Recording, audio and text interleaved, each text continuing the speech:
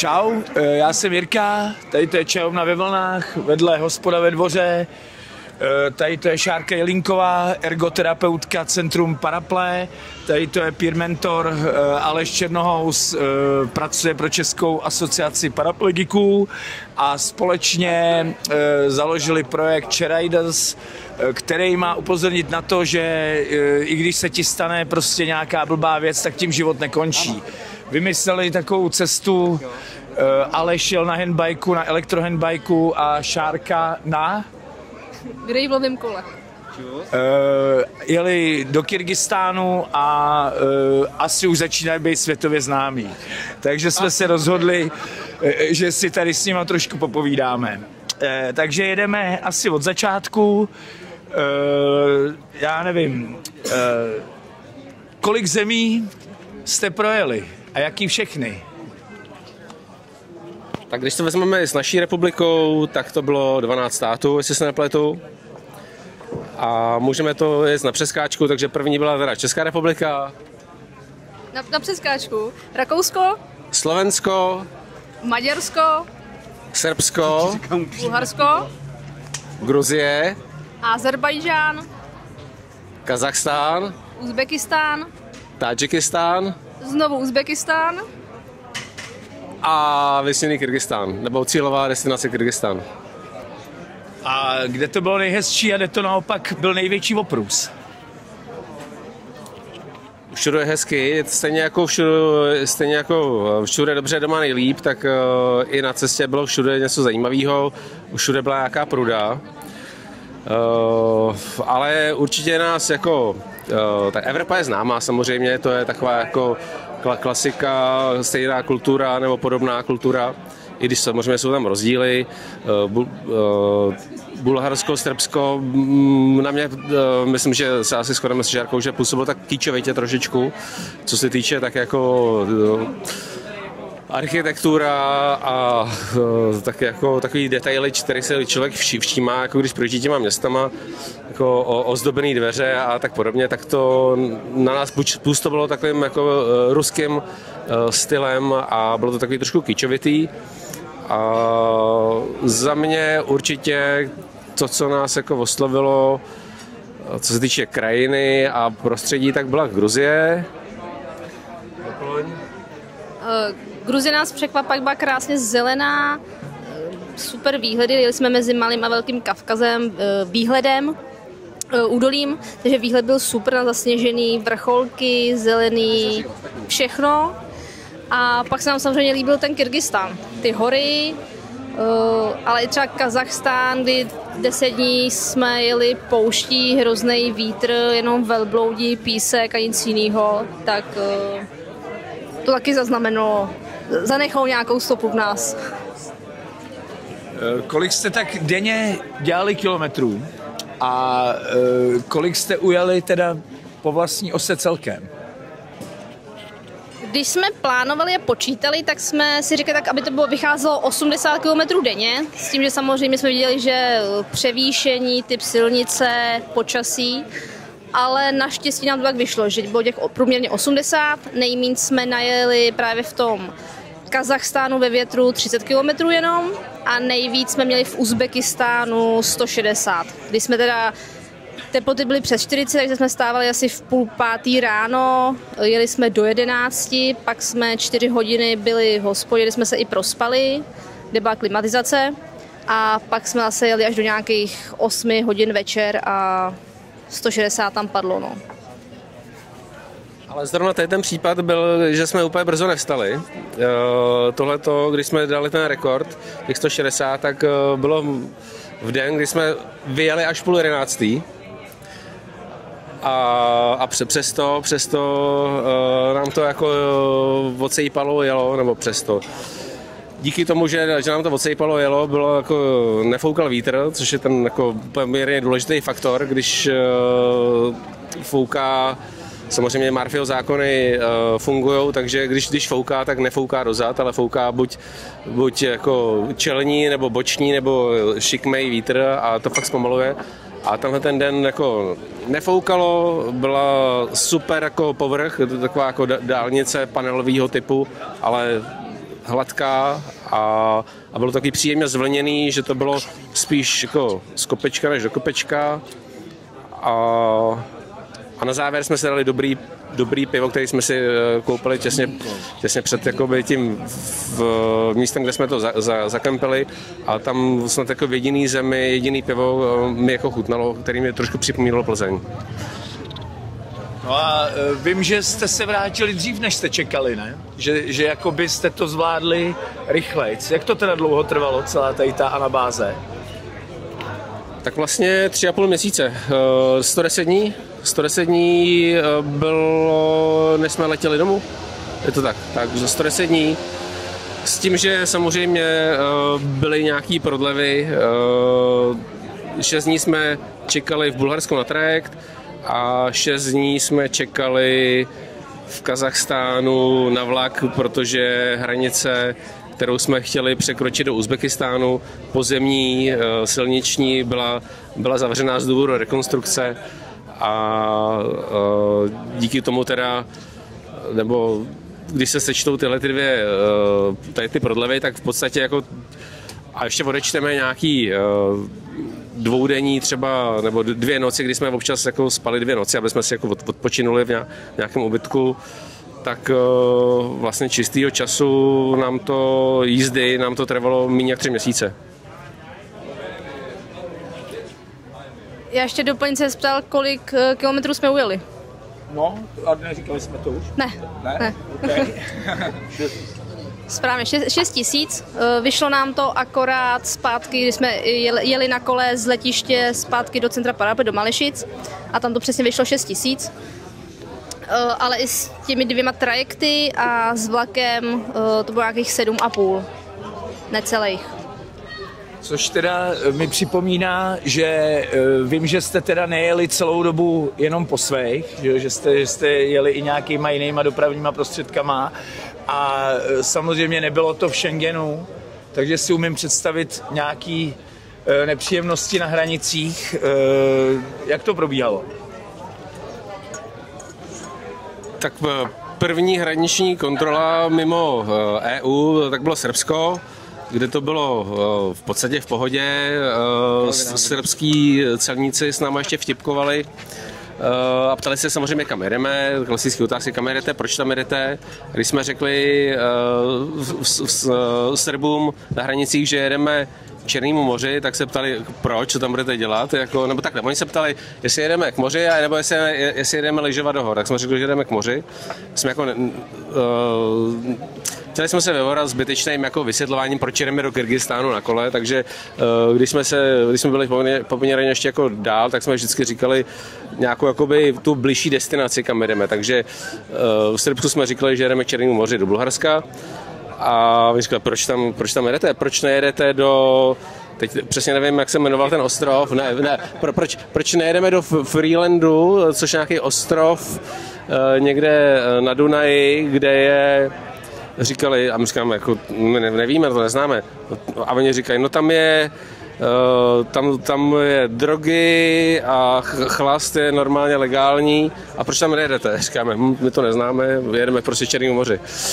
No a pak samozřejmě jako postsovětský státy, když jsme jako do nich vstupovali a překračovali, tak byly kontroly důkladnější, vyptávání, a co je zajímalo moc, tak byl dron v Azerbajdžánu, když jsme nastupovali na loď v Azerbajdžánu, aby jsme se přepravili do Kazachstánu, tak nám odhalili rentgenem ne samotný dron, ale ovladač dronu.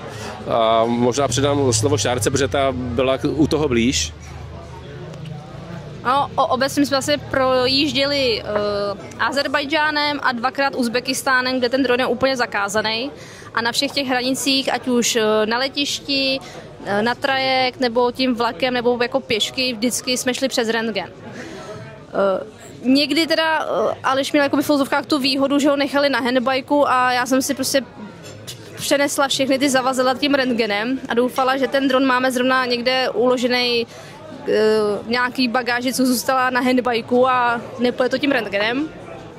Ale vlastně to objevili jenom teda, když jsme nastupovali na ten trajekt z Azerbajdžánu a tam to řešili, tam byl vysloveně hodnej, zlej policista a nějaká policistka, která vlastně do toho nejvíc jako šťourela. Ty chlapi by nás v podstatě nechali projet a ona pořád na co to máme, proč to máme, ať to ukážeme, co jsme natáčeli. A Aleš ještě má takovou svoji úchylku, že všechno fotí, takže když už to vypadalo, že nás jako pustí a bude to v pohodě, tak ta slečna nebo paní si všimla, že Aleš fotí na telefon. Tak hnedka jako co to fotí, ať ukáže ten telefon, ať to smaže i z koše a zase jsme se vrátili na začátek, proč máme ten dron, co jsme natáčeli ale nakonec nám ho nesebrali a uznali, že jsme neškodní docela. Vím, že si Aleš vez takovou speciální věcičku, takový konopnou, s tím nebyl problém? Vůbec, ne, toho si vůbec nevšimli. Asi to neznali. No, tak já to měl jako, že u sebe ve svý jako taštičce s dokladama a do toho mi nikdo vůbec nešťoural nikdy, takže bohužel myslím, že jsem to nechal asi doma, nebo možná nevím, a podívám se. Můžeme to pak tady nechat kolovat.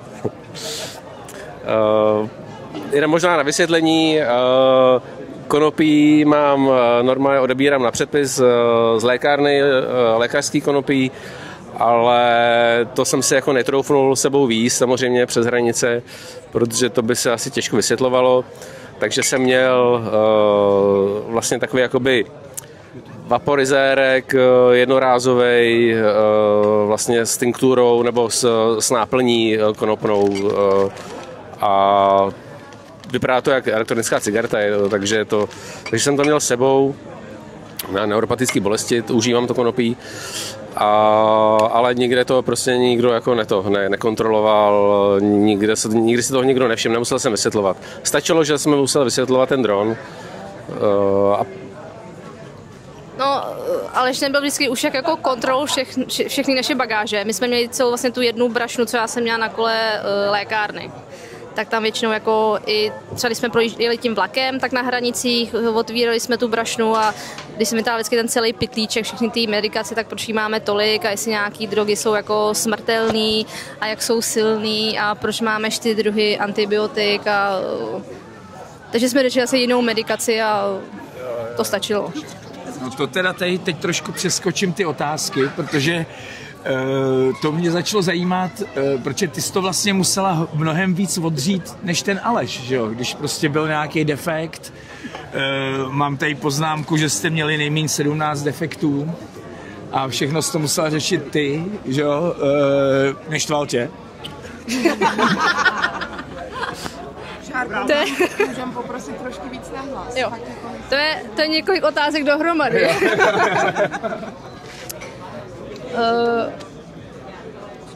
Jestli jsme měli 17 defektů, to nevím. 17krát bylo defektů bylo víc. My jsme to přestali pak počítat, protože to nemělo cenu. To nemělo cenu, když už jsme jako po 6. ten den jako měnili to stejný kolo a pokaždý jsme tam našli jinou příčinu, proč bylo píchlý. Tak, a nebo nenašli, tak už to bylo únavný.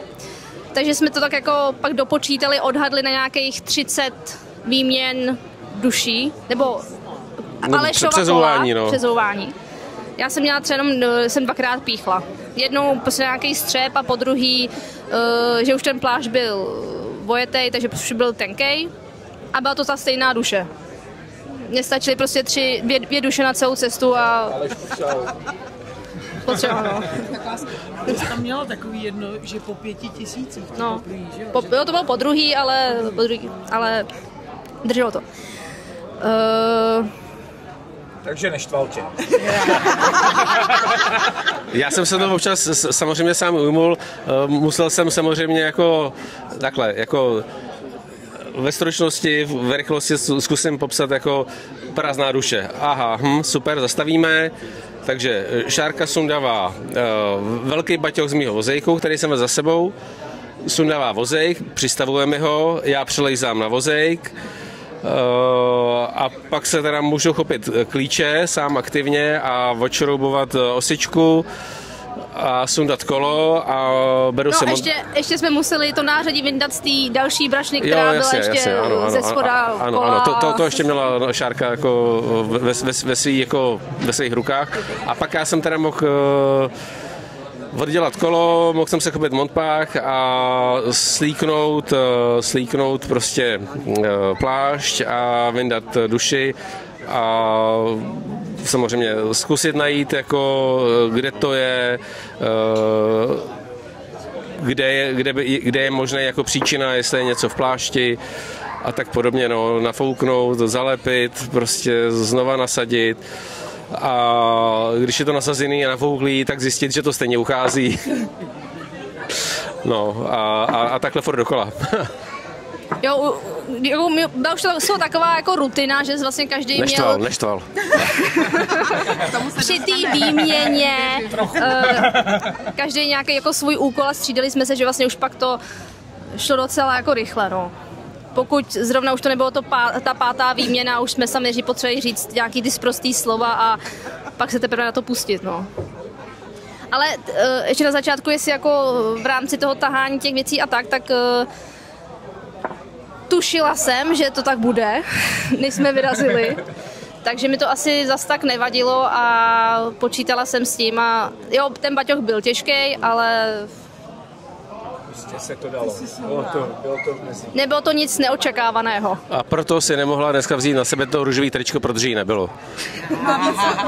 Je nasvalená. Koukni na ty ruce. No já vím, já jsem jí teď říkala, že je nasvalená. No dobře, pojďme dál. Máme, jak na vás reagovali místňáci? Mám tady nějakou poznámku o nějakých motorkářích, co vás obdarovali nějakou ohnivou vodou a tak jako v těch rýlech jsem viděl, že vám každou chvíli někdo něco chtěl dávat. Jak to probíhalo s nima? Tak v podstatě tohle to začalo v Gruzii. V rámci Evropy na nás jenom jako troubili a pak jako po překročení nebo po vstupu vlastně do těch postsovětských států, počínaje Gruzií, nás lidi začali jako stavět, začali nám jako u nás stavět jako autama, nebo nás odchytávat, nebo k nám přicházet někde, kde jsme zastavili my a dávali nám prostě jídlo, pití a peníze a bylo to někdy až jako, nechci říct jako otravný, spíš jako únavný, furt někomu stavět, jako když na nás mává, že člověk jako rozjetý a jede mu to, ale zase jsme jako nemohli odmítnout prostě nějakou jako podarování, a takže jsme se jako zastavili, obyčejně chtěli jako vyfotit a samozřejmě jako to, že nám dávali vodu a to jídlo a občas peníze, tak nebylo nic otravného, vždycky jsme to prostě jako přijmuli, protože měli jsme pocit, že bychom se urazili samozřejmě, že kdyby jsme jako nechtěli. No a příběh s těmi motorkářema to bylo už v Kyrgyzstánu, kdy jsme jeli vlastně od jezera Izikul, který bylo naše jako který byla naše cílová destinace, tak jsme se pak přesouvali do Biškeku, kde jsme měli letadlo, pak zpátky. No a zastavili jsme někde na nějakou svačinku, zastavila u nás parta motorkářů a podávali Šárce klasicky prostě petku s vodou. A Šárka říká, no, we have enough, nepotřebujeme. A on tak smutně koukal, jako, že nechceme, říkám, tak to sem dej. Tak jsem si to postavil vedle sebe, oni tak furt tam jako otáhli, koukali, tak jsem otevřel tu flašku, protože jsem měl i žízeň, takže jsem začal jako to tam klopit, jak vodu. A v průběhu toho jako glo jsem zjišťoval, že to není úplně voda, že to má nějakou příchuť, že to má nějaký šverc, než mi došlo, že to je vodka, nebo nějaká samohonka místní. A to byl jako jeden příběh. A pak nás ještě dohnali dvě Uzbečky. No já u toho moc nebyla, protože my jsme byli zrovna na obědě, dojídali jsme a že potřebuji na záchod a tam nebylo zrovna jak kde, takže jsme popojili kousek za tu městečko. Takže za prvním roštím jsme někde stáli a zastavil taxík u Aleše a vystoupily 2 holčiny, které nás jako dojížděly. Každá měla v ruce velkou tašku, kde prostě byly nějaký 2 plechovky, velký sušenky, chleba, energy, drinky, nějaký jako pečivo, žvíkačky, spousta toho. A čekali, aby nás jako obdarovali. A ptali se, kde jsem, že tam bylo to prázdný kolo. Ale byla metr od nich, ale za tím roštím, tak chvilku počkali. Každý mu dali tu 1 tašku, udělali si s náma fotku a se odjeli zpátky tím taxíkem do té vesnice, do města. No, ale bylo to neuvěřitelné, protože to muselo proběhnout tak, že oni nás prostě někde v tom městě viděli, jak projíždíme. Museli naběhnout někam do krámu, nakoupit ty věci prostě, opravdu, že byly to 2 papírové tašky, takový objemný a v obou bylo to samý, takže oni museli jako nás jako zmerčit, rychle běhnout nakoupit, vzít se taxíka a dojet nás a zastavit a dát nám to, protože taky to bylo jako neuvěřitelné, že prostě tohle to se jako událo. A ještě kor, že to byly jako 2 holčiny, což se jakoby obyčejně nám spíš stavili chlapy a spíš se s náma dávali řeči chlapy, no, takže... No, s náma. Přeci jenom jsme byli jako v zemi, kde žena je méně cenná a je to jenom... Jo, k tomu se ještě dostaneme. To tam máme v poznámkách, jo, takže bych teďka zase to přerušil a zmínil bych tady jako velký sponzory, že jo, což byl Valdemar Grešík firma, tamhle Ski Bartoň, Sport Arsenal, Hoodie Sport a třeba Adventure Many. Jak jste byli spokojení s těma produktama, tady s těma věcma, co jste prostě nafasovali? Vím, že jste měli nějaký sušený maso sebou, že jo, tady ten Sport Arsenal vás vybavil těma brašnama a tady tím vším. Jak držel vozejk, jakoby, jak tady ty věci byly? Handbike držel. Ten jsem teda neměl sponzorský, nebo takhle, respektive jako... držel. Na obou zadních kolech měl celou cestu 8. Jasně, ale 3krát jsme byli na výpletu kola, nebo aspoň já s tím kolem. Ale já to dávám jako příčina prostě ta velká zátěž poměrně, protože jsem jako dohromady vážil 180 kg, jako kompletně... Fakt jo, 180 kg. Já, ten handbike, že jo, vozejk na něm a velký baťoch, jo, takže dohromady prostě já, kdybych jakoby vyjel na váhu, tak jsem měl 180. S plnou náloží vody teda, jo, 10-litrovej. Já jsem musel být jak dělovákou, když si ho z kopce, ty vole. No, ono to jelo. No a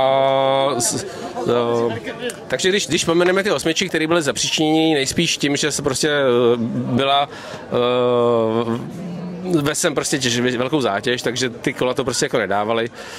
Tak čeho jsem se bál před cestou, takže mi třeba jako zradí ten elektromotor, že vyplivne někde po cestě, že to bude muset řešit a to všechno vydrželo a kdybych jako nepíchal a nebyly to 8, tak Můžeme se smát na záběr. Smějte se, kam chcete.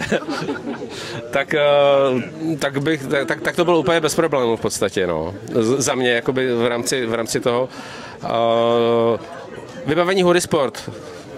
Ještě bylo dobrý, super, měli jsme stan. Ten nás jako podržel, i když jako nám nepršelo moc, ale párkrát jsme jako museli zůstat ve stanu, jedno dopoledne, jedno odpoledne, kdy pršelo. A to bylo úplně cajk.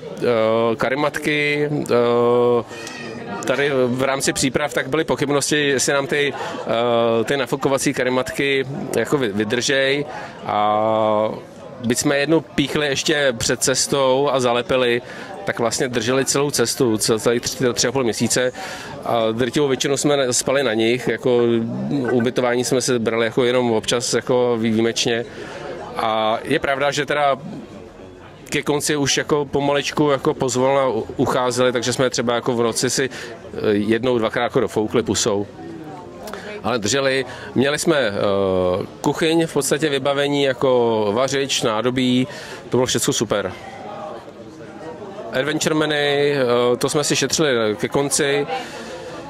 prostě sušený, dehydratovaný jídlo, lehký, takže jsme se mohli prostě sebou víc opravdu celou cestu. Spíš až pak v Kyrgyzstánu, v horách jsme ho využili, použili, no. A usušila syn, sušený maso, to jsme si zobali průběžně po cestě, taky fajn. Za mě teda možná i to Adventure Menu, i usušila syn na můj vkus, ale to je podle jako každý má jiný chutě, moc kořeněný, ale v pohodě. A určitě Šárka může říct, protože tam měla to hlavní vybavení od Sport Arsenalu, takže ta ho může zhodnotit. Jo, já jsem měla všechny brašny na kole byly od Sport Arsenalu, který byl jako sponzorský dár a byli super. Vydrželi celou cestu, zvládli jak vodu, mlíko vevnitř, sníh, mráz, slanou vodu, zvládli všechno.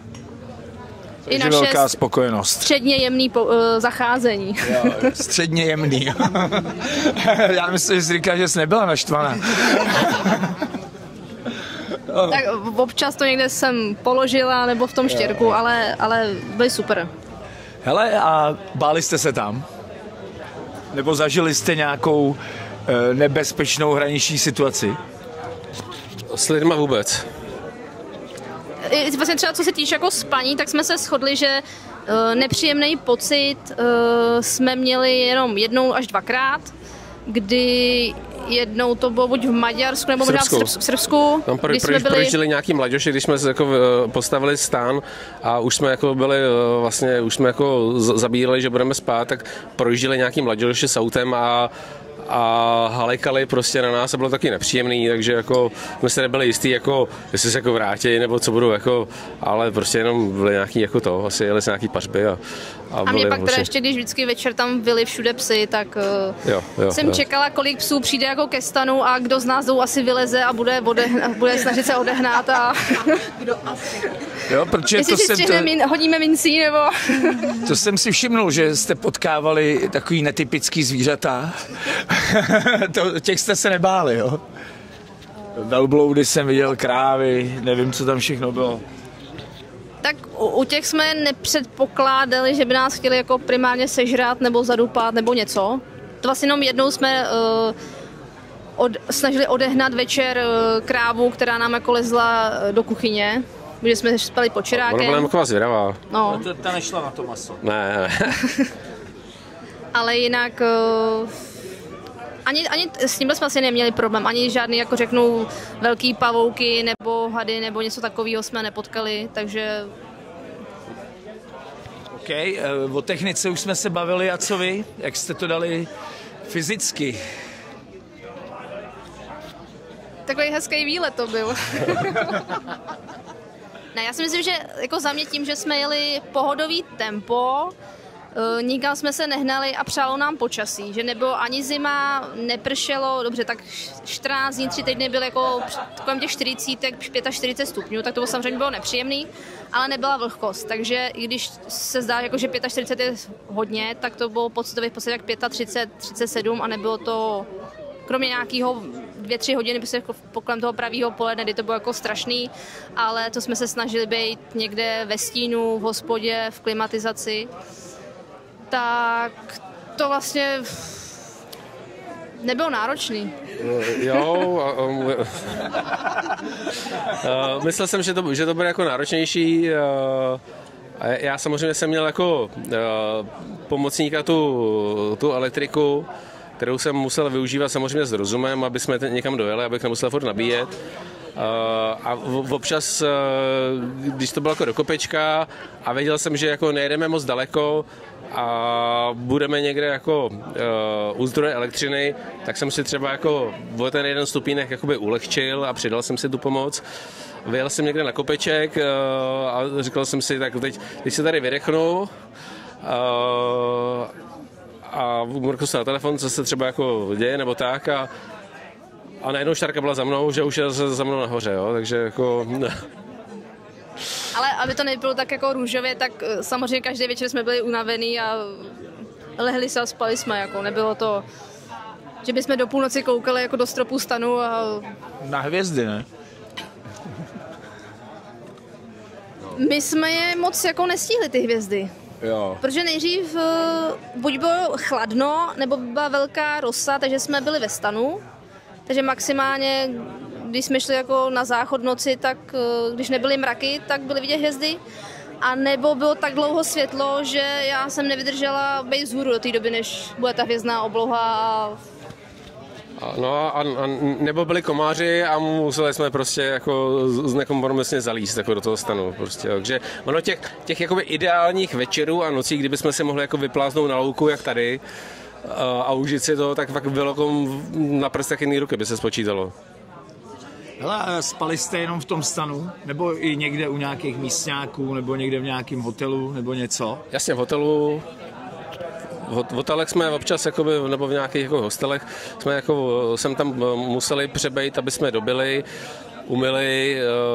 Občas jsem byl třeba jako fakt vyšťavený a říkám, jako dneska potřebuju fakt jako zalíst někam do postele a nechci jako řešit nějaký stan a nefukování karmatky, rozbalání spacáku, líst jako dostanu. Takže jsme si jako... Ale taky to nebylo často, no. Bylo to tak možná jako na prstech 2 rukou bychom to spočítali asi. Kdy jsme spali někde jako v zázemí a u žádných místňáků jsme nespali.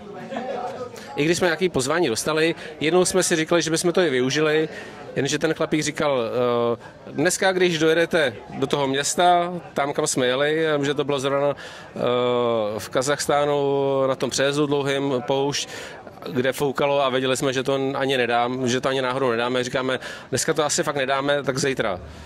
On zítra nemůžu, takže prostě jako jediný takový pozvání, o kterém jsme uvažovali, že bychom vzali, tak jako nevyšlo. Ale asi nám to nevadilo, protože jako samozřejmě na jednu stranu nás jako trochu mrzelo, že jsme tu jejich pohostinnost až takhle jako dopodrobna nevyužili, ale byli jsme pak vždycky rádi, večery jsme měli to svůj klid, svůj režim, ten svůj prostor a pak tam řešit, jak to tam mají bezbariérový, jestli se dostane Aleš do koupelny a co ráno, tak... Super. Tak nám to vlastně jakoby nevadilo ve finále. Jasný. Což teda navazujeme na další otázku.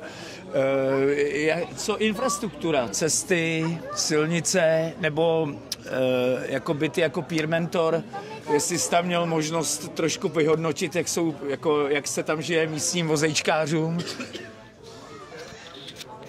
No, nemyslím si, že by to bylo nějaký jako růžový pro místní vozejčkáře. Občas jsme nějaký lidi na vozejku jako potkali a spíš to bylo jako výjimečně. Samozřejmě o nějaký bezbariérovosti se v těchto státech nedá vůbec mluvit. Byť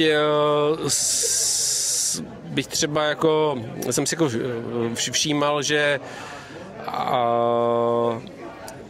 do spoustu třeba jako obchodů měli nájezdy, jo? Samozřejmě ne podle předpisů a trošku jsem jako upravil jako pohled tady na ty věci a uvědomil jsem si, že i ten jako prudký nájezd je lepší než žádný nájezd, jo? Protože je lepší, když jako vás někdo vytlačí do prudkého nájezdu, než když vás drncá po schodech. Tak je to tak jako bezpečnější i v rámci jako vaší bezpečnosti na tom vozejku, samozřejmě pro toho uživatele. A infrastruktura, silnice, no... Samozřejmě často hodně rozsekaný, Uzbekistán byl jako dlouhý, vlastně jako tam jsme strávili i nejvíc dnů, nejvíc kilometrů jsme tam najeli a kromě jednoho takového jako souvislého dlouhého úseku, který byl fajn, kde jsme udělali těch 160 kilometrů, tak ty silnice byly jako spíš mizerný, no. Ale třeba Kazachstán, kde jsme fakt jeli prostě ty 2-3 týdny jako jenom tou pouští, tak ten asfalt a silnice je úplně nádherná, to je čistý, krásný asfalt. Samozřejmě je to prostě rovnej úsek, kdy tam mají udělaný jakože odbočky, ale je to prostě 5 metrů a pak je hnedka písek, ale samotná silnice byl nádherný, nový povrch a žádný provoz. Od bohatosti té země, že jo? Určitě. A hlavně to je prostě, oni vědí, že buď mají tady tu novou silnici, anebo pak tu poušť, takže vědí, že jako musí to tam asi udržovat. Jak jste se tam dorozumívali? Anglicky, rusky, kazašsky? Anglicko-rusky. Anglicko-rusky, jo. A co teda vztah muž-žena, takhle na cestě? A jak na to reagovali teda ty místňáci? Teď jsme u těch muslimů. Jaký jsi měla z nich pocit? Byli v pohodě, nebo jak reagovali na ženskou? Tak nebyli to jenom ti muslimové. Ještě té Gruzii asi to nikdo moc jako neřešil, že jsem žena. To bylo vlastně jako křesťanská země, jako z těch všech postsovětských republik. Akorát ta Gruzie byla křesťanská, jinak ty ostatní byly muslimský. Ale na cestě v podstatě každý druhý zastavení, tak já jsem neexistovala. Bylo to i stylem, že bylo jasný, že nás předjelo auto, zastavilo kvůli nám, tak jsem u nich zastavila, protože jsem třeba jela první. Zastavila jsem u nich, pozdravila, úplně ignorace nic. Přijel Aleš, vrhli se k němu, zdravili, dali mu něco a vyfotili se s ním a jako bych tam nebyla. A jako z bezpečnostních důvodů, když se někdo ptal, jestli jsme svoji, tak jsme říkali samozřejmě, že jsme jako manželé. Pro jistotu. Ano. Ale na druhou stranu pak, když jsem šla do obchodu, právě abych mě neštval, nemusela jsem sundávat ten baťoch, vozejk, jeho, tak jsem chodila do obchodu já, tak většinou ty prodejci se, ať už to byla ženská nebo chlap, se mnou bavili, ptali se, odkud jedu, kam jedu, a občas i třeba nám něco přihodili, nějaký malej dárek nebo něco jako k snědku ještě do toho nákupu. Jasný. A co nějaký jiný cestovatele? Takhle, potkali jste nějakou podobnou partu nebo něco takového? V podstatě od toho Kazachstánu jsme pořád byli buď v kontaktu přes sociální sítě, nebo jsme je tam potkávali.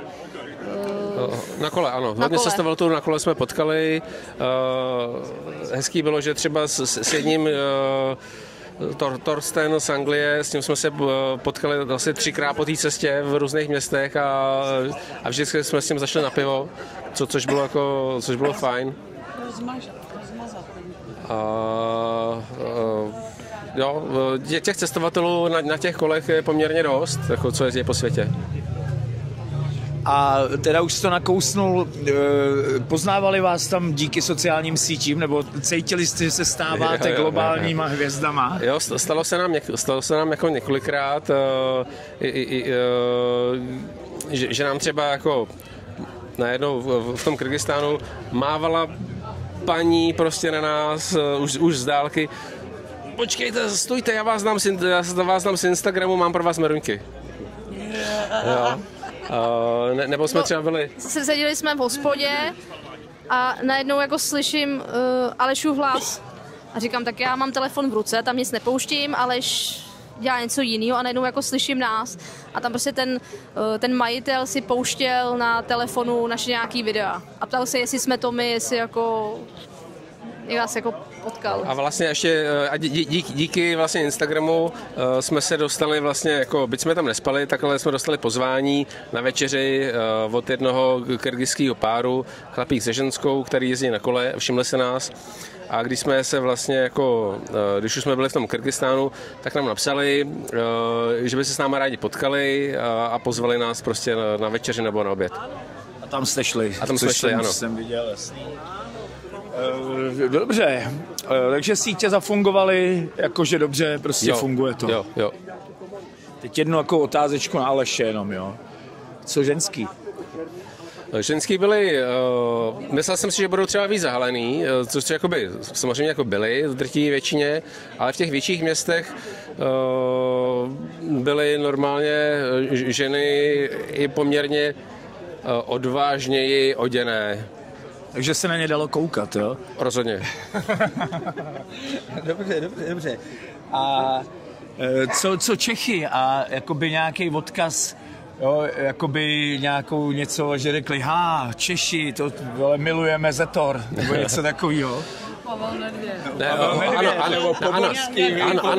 Ano, fotbalisti to bylo nejčastěji fotbalisti a dvakrát jsme myslím, se bavili s dvouma staršíma chlapíkama, kteří tady sloužili za sovětské éry, jako vojáci, okupanti. Takže tu byli. Můžu mít já dotaz. Byla někde lepší voda než u nás doma? Jako, myslím z řádu, ne balená. Nepili jsme, to jsme neriskovali, vždycky jsme si kupovali balenou. Ani v těch hotelech? Ne, to jsme vůbec, ne. Stačilo, že takhle jsme měli to trávení rychlejší než u nás. A ještě to podpořit místní vodou z řádu jsme neriskovali. Jsem spíš připravený na teda otázky na tebe, protože Šárka neměla být původně, zaplať pánbu, že je. Víme, že jsi otec 3 dcer. Co rodina na to, jak to nesli, jak ti fandili a tak? Tak samozřejmě tak, ano. Já myslím, že mi fandili. Určitě mi fandili. Samozřejmě, když jsem doma jako přišel s tím, že bych chtěl nějakou takovou cestu podniknout, tak to nebylo úplně jasně, tati jeď, jako, a bylo to tati, prostě my máme o tebe strach, že jo, vrátíš se nám, tohleto, tamhleto, viď, ale nakonec, když jsem odjížděl, tak mi všichni popřáli jako hodně štěstí a takže jsem mohl jako odjet poměrně s klidným jako srdcem, že to tady holky zvládnou. Takže jako potvrdilo se to. Support si cítil, jo? Jo. Tak OK, tak vlastně dobrý. V pořádku. OK, no a kdybyste přemýšleli o další cestě, jenom tak hypoteticky, že jo, kam by to mohlo být? Jo, kam? Jestli vůbec. Tak to vidím, že nálada je dobrá. Co byste nevěděli? Takže jako to mě ani nenapadlo.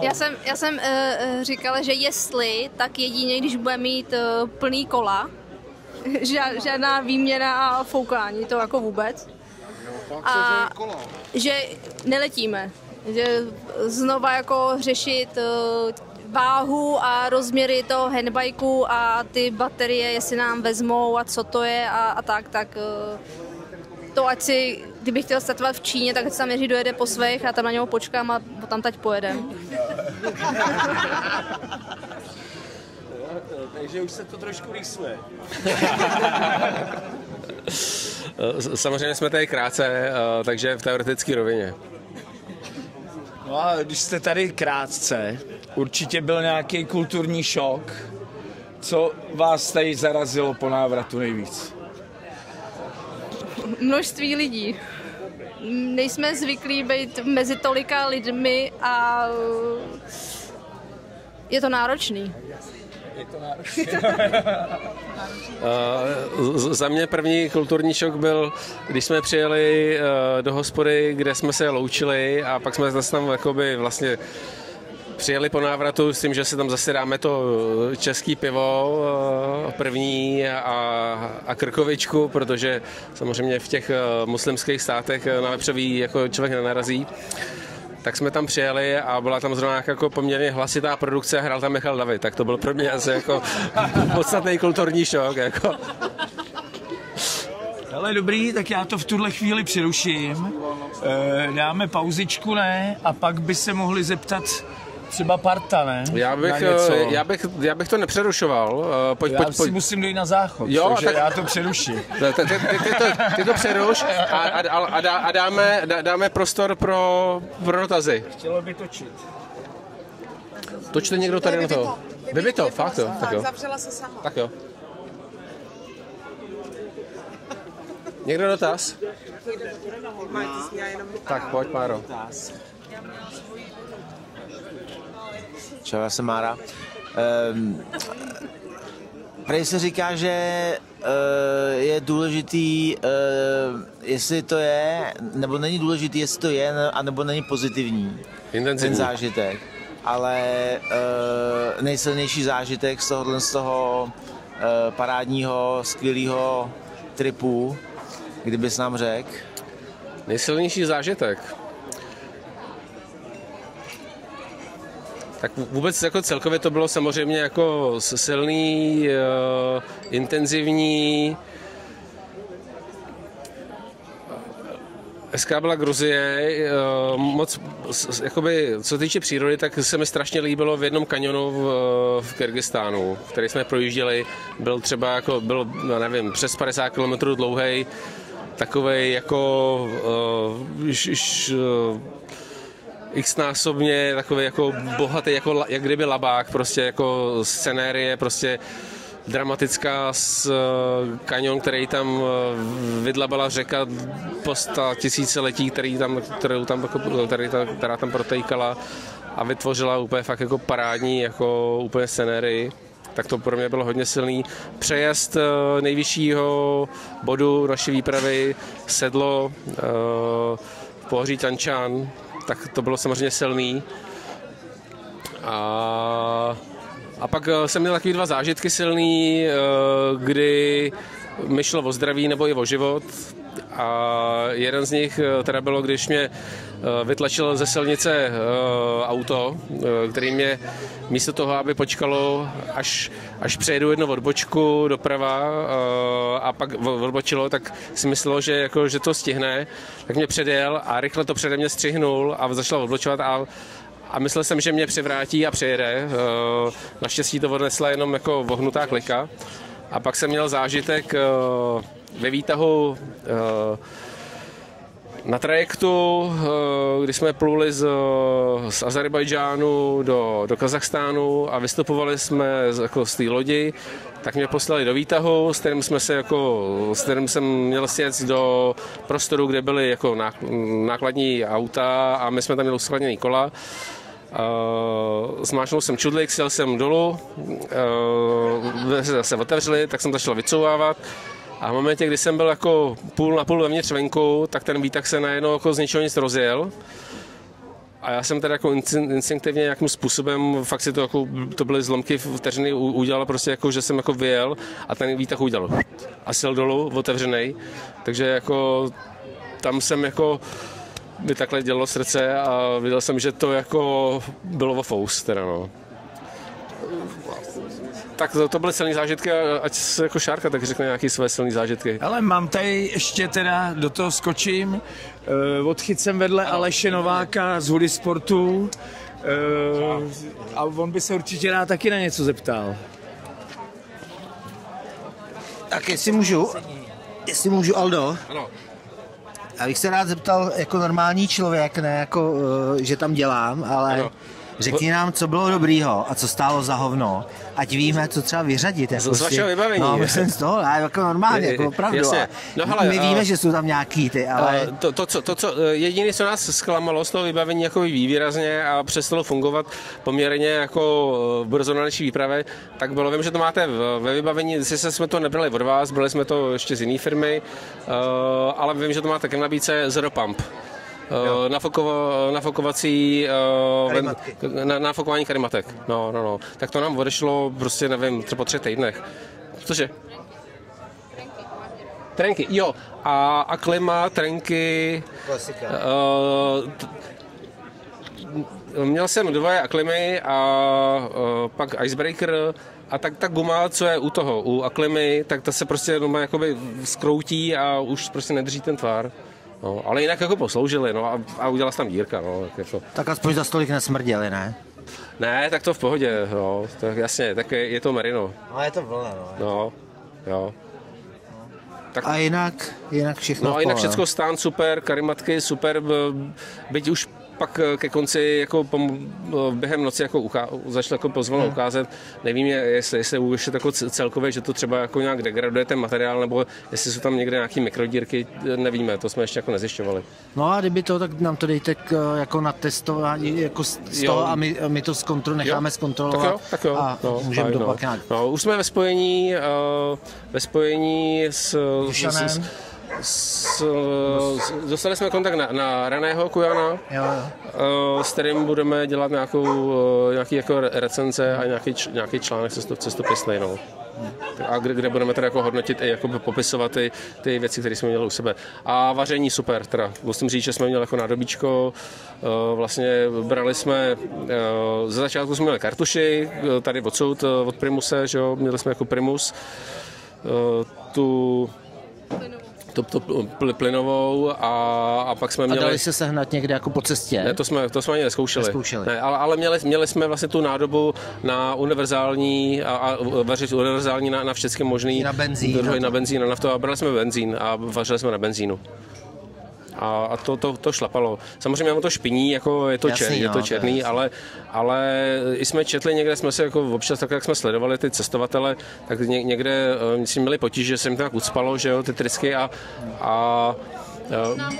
no, ale bylo potřeba si jako vychytat tu funkčnost a občas jako, když se to jako zaplo, tak to se to jako vyteklo takový větší množství, takže to jako blaflo, nebo se to nechat jako odhořet, to, co tam vyteklo, a pak to jakoby trošku přikotlejt a pak to jako šlapalo. To jako trochu dechtuje a pak tam máš ucpaný ty... No. Ale vždycky jsme si, jako, když jsme bylo potřeba, jak jsme si uvařili a tím jsme nestrádali. Tak dobrý, tak díky, no. Jo.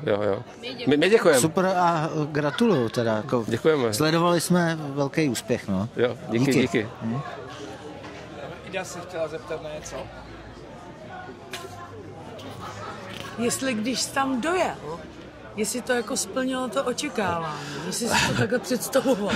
No, úplně ne, protože mi nebylo úplně jako necítil jsem se zrovna v tu chvíli jako zdravotně dobře, úplně. Měl jsem jako 2 dny už předtím, než jsme tam dojeli, tak jsem jako... Nevím, měl jsem ještě nějaké dozvuky z toho přejezdu, možná toho Pohoří, kde bylo strašně prašno. A mě se prostě blbě dejchalo, otekly mi sliznice a nějak mě to trošku jako maličko, jako necítil jsem se prostě dobře, takže jsem si to představoval, že tam dojedu a budu v euforii a byl jsem rád, že jako tak jsme dobře, tak tady, tak jako fotečky, že jo, tohleto, tamhleto a těšil jsem se, že jako zalehnu a dám se dokupy, no. Ale samozřejmě jako cítil jsem spíš takovou jako úlevu, že jsme to jako dokázali v tu chvíli, jako díky tomu, že jsem se necítil úplně jakoby v té největší pohodě, takže spíš jako úleva než nějaká euforie. Ale samozřejmě jako srdíčko dobrý.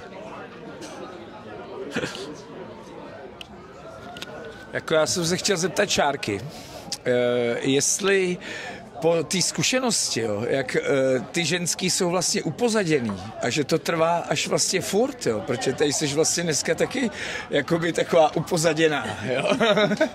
Jestli jakoby na tom nechceš postavit ten svůj příběh a nestát se tady jako... Jo.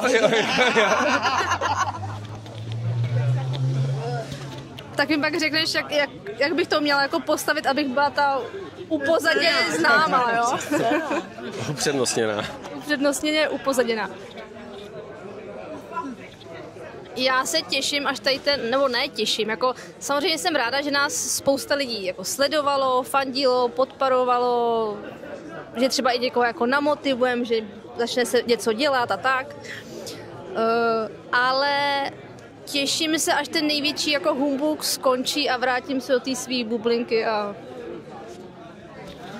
Možná se stane úplně pravej opak. Možná mě to začne bavit a budu influencerka, jako... Ale ano, nevím. Nemám úplně, že by něco bylo jako taky wow. Taky jsem trochu čekala, že až dojedeme jako k té vodě, k tomu jezeru, tak to bude prostě, jak se tam postavíme, rozbrečíme a bude to ten jako wow, jsme nejlepší, dokázali jsme to a tak. Ale my jsme tam přijížděli a já jsem viděla, že mu není dobře, ještě předtím jsme chvilku svačili, takže jsem viděla, v jaký je náladě a říkala jsem si, ty vogo, tak my tady 3 měsíce jedem pro něco, aby prostě byl spruzelej, napěst a... Nakonec pak to na něho trochu spadlo, tak už ta atmosféra byla jako lepší, takže jako byl tam nějaký ten pozitivní feeling zážitek, že jsme to jako dokázali. Ale no asi ty hory, asi ty kyrgyzstánské jako hory, mám hory ráda a seděli jsme před stanem večer, našli jsme si, protože tam strašně, my jsme chtěli vyjet to nejvyšší sedlo a tam, že si postavíme stan, ale strašně foukalo a to nešlo. Takže jsem si bohužel sjeli trošku níž, stejně tam foukalo, ale aspoň o trochu míň. A tam jsme pak teda večer, když jsme se jako vařili, tak jsme tam seděli, koukali na ty hory, na ty výhledy a to bylo jako... Asi kvůli tomu jsme to jako... Nebo protože já jsem vždycky chtěla do Kyrgyzstánu do hor, chodit teda, než tam pojedu jako na kole a chtěla jsem tam letět a... Jo. Takže asi to jako splnilo tady tu část toho očekávání, ten silný zážitek, že ty hory jsou prostě krásný a... Jo, pohoří Tianšan, jo. A jak vysoko jste byli? Asi bez 20 metrů asi 3000. No, tak nějak. Necelých, no. No, bez míň, protože... 17 metrů asi. No, tak nějak, no. A co aklimatizace? To nebyla zase taková výška. My jsme jeli tak hrozně rychle do toho kopce, že jsme to stihli.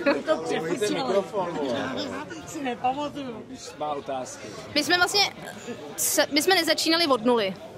My jsme vlastně už do těch hor vjeli za prvý jakoby den předem, takže samotný to stoupání přes to hlavní sedlo bylo jenom nějakých podle mě 1200 nebo to jakoby za stolik. Jenom 12.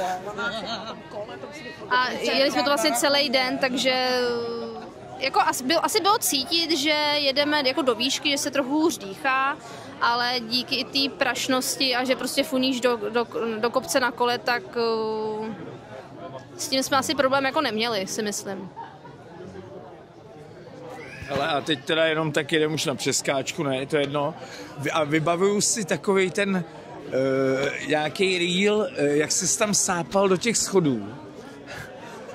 A to bylo ještě teda v Evropě, jo? Když jste říkali, že tam jste nikdy jakoby nespali. Do schodu jsem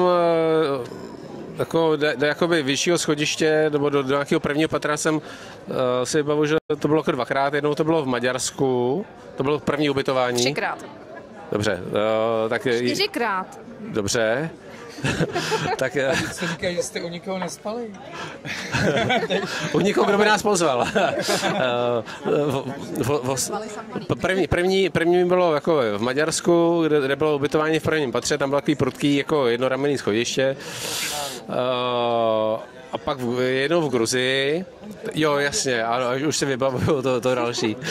Jednou to bylo v Gruzii, kdy jsme jako hodně zmokli a normálně bychom si to ubytování asi nebrali, ale protože jsme byli úplně promočený, tak jsme ho vzali a nekoukali jsme na to, jestli to je nějaký jako pro mě friendly nebo ne a byli jsme rádi, že za cokoliv.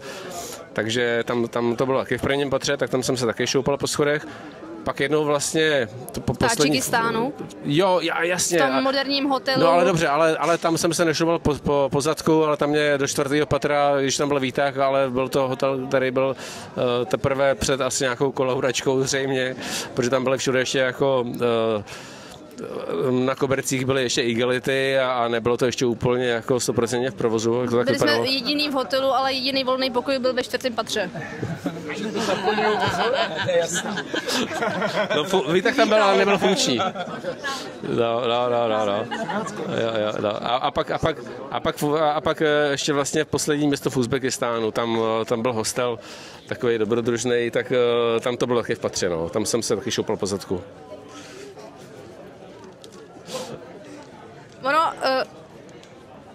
My i kdybychom v uvozovkách chtěli častěji jako spát někde, tak pro nás ze všech možných důvodů vždycky bylo jednodušší a... Spát v tom stanu, no. A příjemnější spát v tom stanu, protože než to hledat, řešit, kolikátý patro to je, jak jsou široký dveře, jestli se dostane na záchod, neberu, jestli vůbec mají jako sprchu a jestli teče teplá, studená, protože my jsme až na 3. ubytování, až vlastně po měsíci, na konci Bulharska měli první teplou sprchu. Protože první 2 ubytování vždycky tam byl jenom takový studený čůrek a...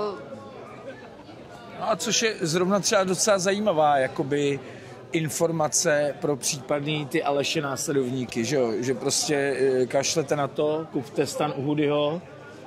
Ne? Ano. Ale prostě a kašlete na hotely. Ne? Já jsem se chtěl zeptat, vrátit se nazpátek k těm zdolávání kilometrů.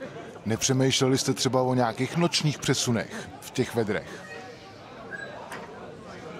Přemýšleli. Šárka už o tom tady jako nakousla, že v těch největších vedrech jsme vstávali jako hodně brzo.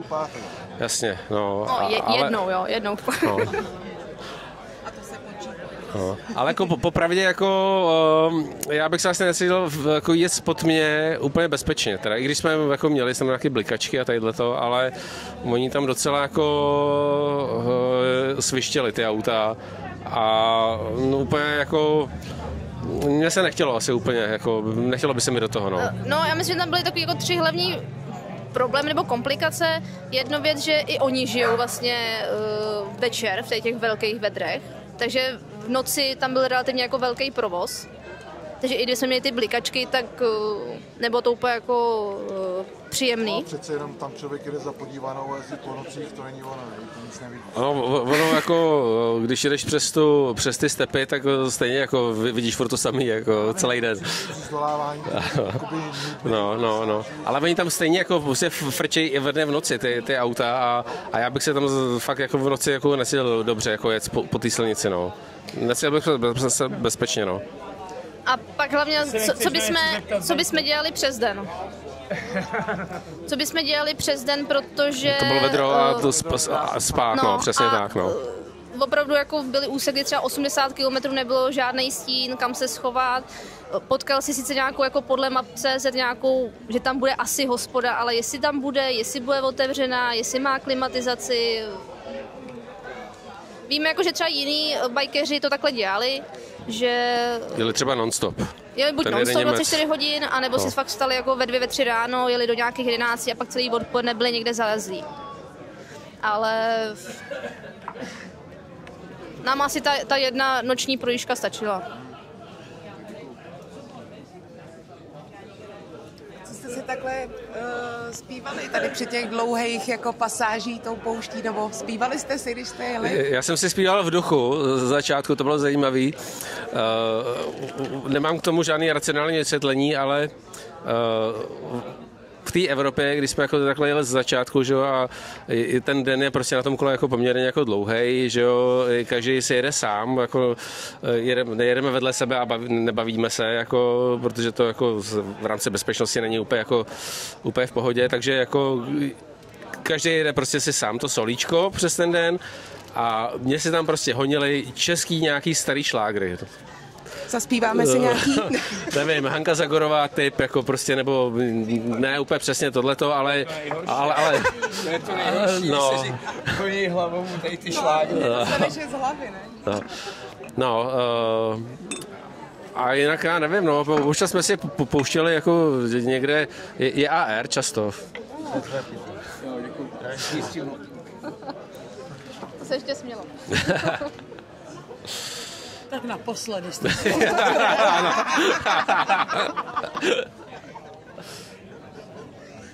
Tak aspoň máte vzpomínku. Příště půjdeme k Turkovi, no.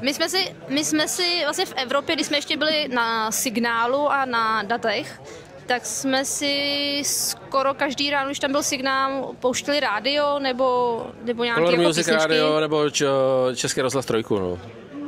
Takže... Ne, jako přes internet. Internetový, no. Takže to buď, to bylo třeba to mě.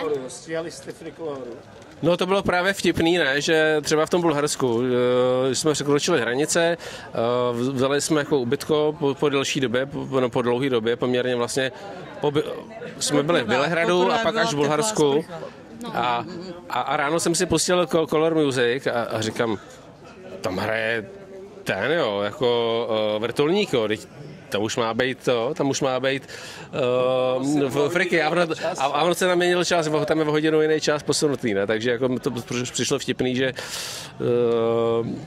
jsme to vůbec nezaregistrovali, až podle jako moderátorů v rádiu jsem zjistil, že se vlastně změnil čas, jako.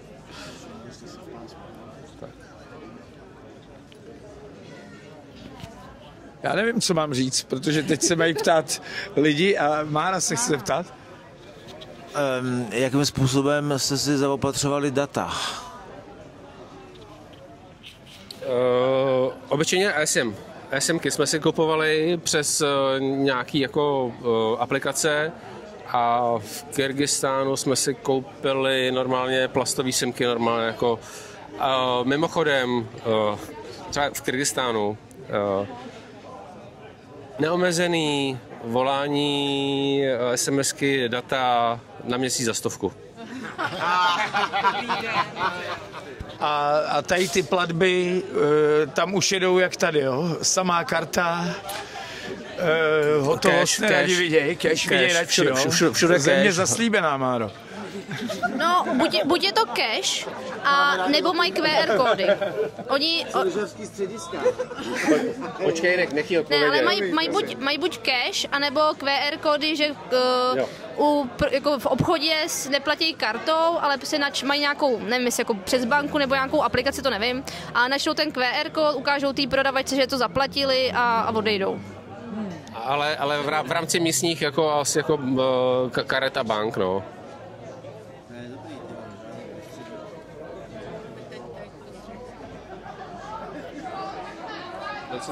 Potkali jste nějaký lyžařský středisko?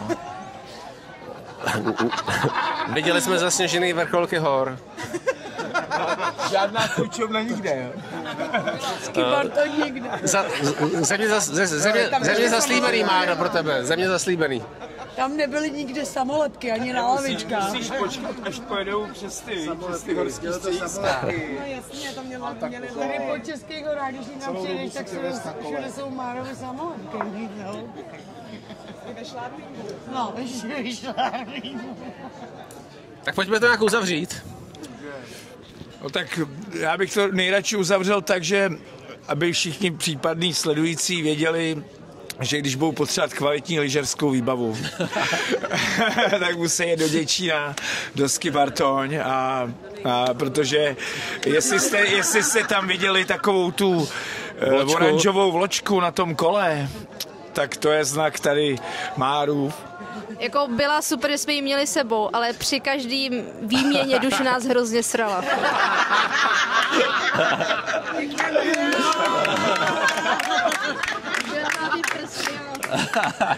No, takže já bych to zakončil, že bych ještě jednou teda poděkoval všem těm, že jo, Sport Arsenal, Adventure Many, Hoodie Sport, Ski Bartoň. Ale i našim zaměstnancům. Zaměstnavatelům. Kolik jste těch zaměstnanců tam rozdělali? Narazili na ropu. V Azerbajdžánu jsme narazili na ropu, ano. Ano, našim zaměstnavatelům a organizacím, kteří a které za náma stáli. A samozřejmě všem jako sledujícím a podporovatelům a rodinám a tak, ano. A nakonec si tady Mílovi tamhle někam odchází, tady z čajového klubu ve Vlnách.